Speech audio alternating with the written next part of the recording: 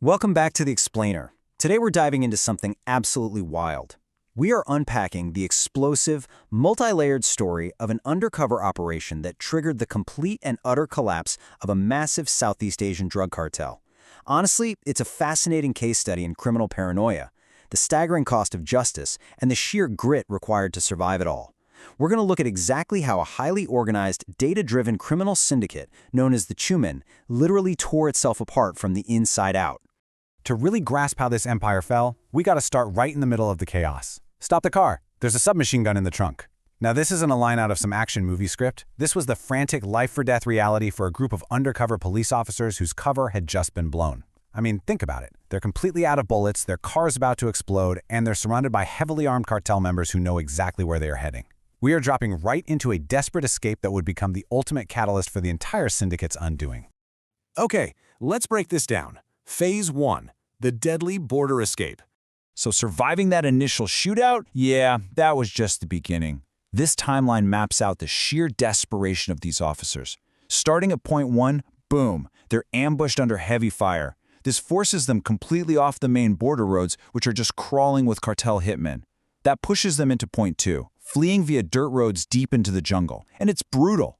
During this chaotic escape, officers like Peng are severely injured, literally bleeding out after barely dodging a vehicle explosion. Because they have no modern comms, they have to reach point 3. They actually find a high point in the jungle to literally raise the national flag, just hoping their backup, led by Director Chow, can spot them. And finally, point 4, the rescue. But here is the crazy part. They didn't just escape with their lives. They managed to get out with a highly encrypted USB drive containing the cartel's deepest, darkest secrets. They endured all of that hell just to get that data out. Now hold on a second. We really need to pause here and look at the staggering human cost. The source material brings up a really profound question from one of the survivors. If drug dealers deserve sympathy, then what about all the injured anti-drug cops? How do we account for the sacrifices of officers like Peng, who was critically wounded, or Brother Hai, or the fathers who just never came home? It's absolutely crucial to keep this brutal reality in the back of our minds as we transition to look at the people they were fighting. All right, shifting gears entirely here. Phase 2. Inside the cartel's operations. We are moving away from the muddy, bloody jungle survival and stepping into this chillingly sterile corporate reality. You might think a cartel casino is just a standard front to launder money, right? Nope. The Chumen operated it as a highly sophisticated behavioral trap. Through electronic membership cards and hidden microcameras, they harvested an obsessive, and I mean obsessive, amount of data on their clientele. They're tracking gambling frequency, bet amounts, win-loss ratios, and get this, they even analyzed a gambler's micro-expressions in real time.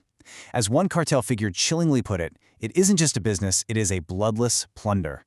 They profile and manipulate their targets with terrifying precision. And this perfectly illustrates their ultimate strategy. 100. The syndicate boasts that the house has literally 100 ways to control gamblers. It's like a giant spider web.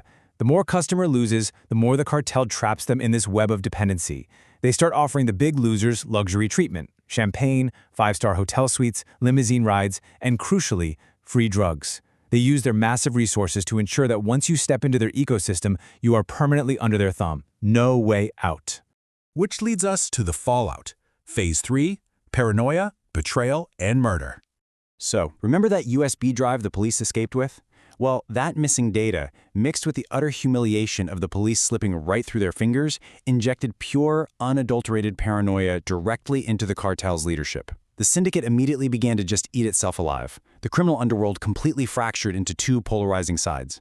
On one side, we have Chairman Chu Tianan, the ruthless head of the Chumen, who is tightening his grip and suspecting literally everyone of treason. On the other side, we have his former right-hand man, Minden, who the chairman suspects of colluding with the rival Wu family. Stripped of his power and entirely convinced he was about to be assassinated by the chairman, Minden launched an unprecedented armed rebellion against the Chu group. It was an all-out civil war. And in the middle of this war, Chairman Chu decided to roll out a terrifying new weapon. Let me introduce you to Sky 2. It's a newly developed experimental drug that's just many times stronger than anything else out there on the market.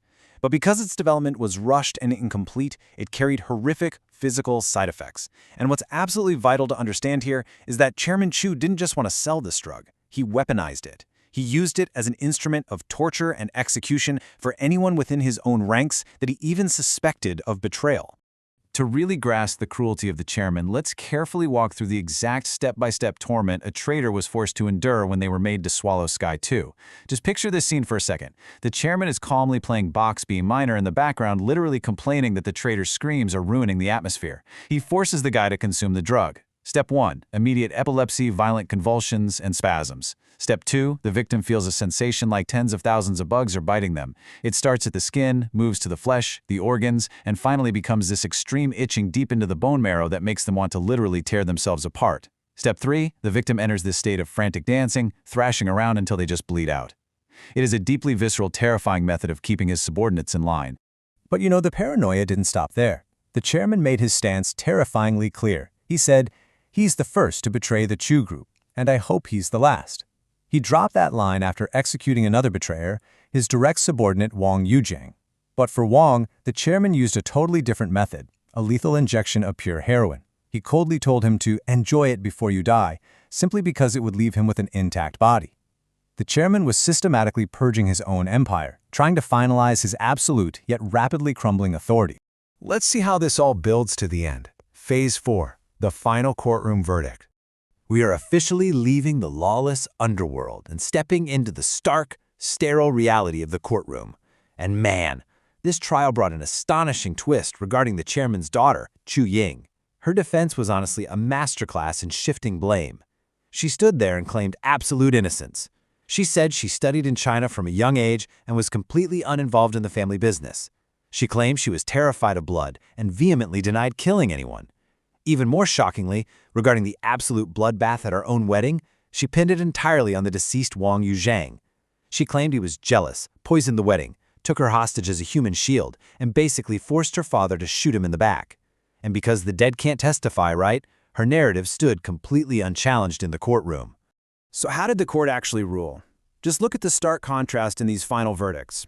On one hand, you have the cartel kingpin, Chairman Chu Tianan. The verdict? Life imprisonment with zero chance of parole. The empire is officially decapitated. But on the other hand, you have his daughter, Chu Ying. Despite her deep proximity to the very center of this blood-soaked syndicate, the verdict is acquitted and released. She just walks away, entirely free.